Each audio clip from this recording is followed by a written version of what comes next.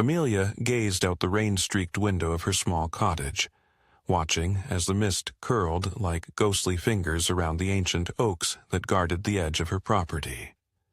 The move to this secluded corner of the countryside had been meant as a fresh start, an escape from the cacophony of the city and the suffocating memories of a life that no longer felt like her own.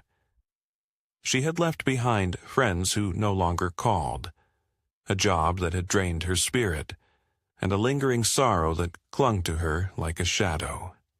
Yet, as the wind whispered through the cracks of the old house and the mournful cry of an owl echoed in the distance, she couldn't shake the unsettling feeling that the solitude she once craved was beginning to swallow her whole. That night, as she lay cocooned beneath layers of worn quilts, the rhythmic tap of rain against the roof lulled her toward a restless slumber. The house settled around her with creaks and sighs, each sound magnified in the stillness.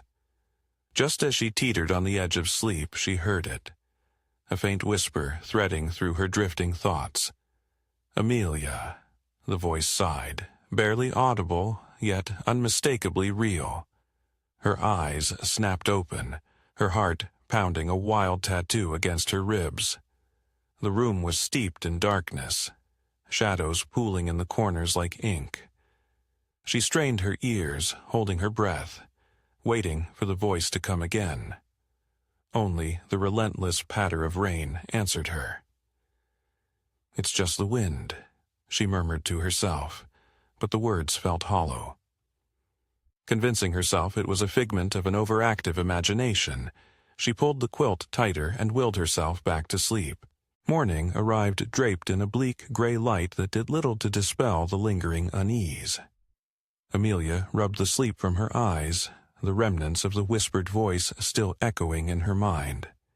As she swung her legs over the side of the bed, she paused.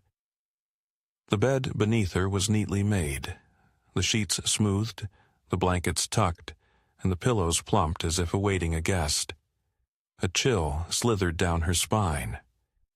She racked her brain, trying to recall if she had straightened up before falling asleep, but the memory eluded her.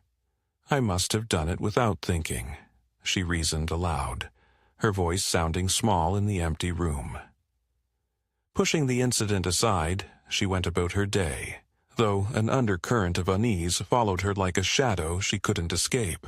The days blended into one another, each as quiet and uneventful as the last, but the nights brought no peace. Each time she closed her eyes, the whisper returned, more insistent and closer than before. "Amelia, Amelia." The voice was ethereal, distant, yet somehow intimately close, its tone devoid of emotion. Sleep eluded her, and dark circles blossomed under her eyes. One night, she awoke to find the bedroom door yawning open, though she was certain she'd closed it. Another night, she discovered the front door slightly ajar, a frigid breeze creeping into the hallway. She began to find objects moved from their places. A book she didn't remember reading left open on the table. A photograph turned face down. Fear gnawed at her composure, and when she finally called the local authorities, they found no evidence of forced entry, no footprints but her own in the soft earth outside. "Probably just animals," the sheriff had said, tipping his hat as he left. But Amelia wasn't convinced. Isolation tightened its grip, and paranoia seeped into her every thought. She took to barricading the doors and windows, stacking furniture against entryways, and leaving lights burning through the night. Yet, the disturbances escalated with a relentless cadence. One morning, she discovered jagged scratches etched into the wooden floorboards beside her bed, spelling out her name in uneven letters. Her hands shook as she traced the grooves, the reality of her situation crashing down upon her. Panic surged like a tidal wave, and she resolved to leave this haunted place, to abandon the solitude that had become her prison. She frantically stuffed clothes into a suitcase, her mind racing with plans to return to the city, to the noise and the crowds that suddenly seemed so comforting. But as she hurriedly packed, a heavy drowsiness settled over her. Her vision blurred, and her limbs felt weighted, each movement a monumental effort. Her fingers slipped from the zipper of the suitcase, and she collapsed to the floor as the world faded to black. Amelia awoke to the unforgiving bite of ropes cutting into her wrists and ankles. Rough fibers dug into her skin, chafing with every futile struggle. Panic surged anew as she realized she was bound to her own bed, the room around her cloaked in unnatural darkness, despite the daylight that should have been streaming through the windows. Shadows writhed along the walls, shapes that twisted and contorted, forming grotesque figures that dissolved when she tried to focus on them. A figure stood at the foot of the bed, shrouded in a dense shadow that seemed to absorb the feeble light. She could make out no features, just the silhouette of a presence that exuded a palpable malevolence. "Who are you?" she demanded, her voice cracking with terror. The figure remained silent for a moment that stretched into eternity.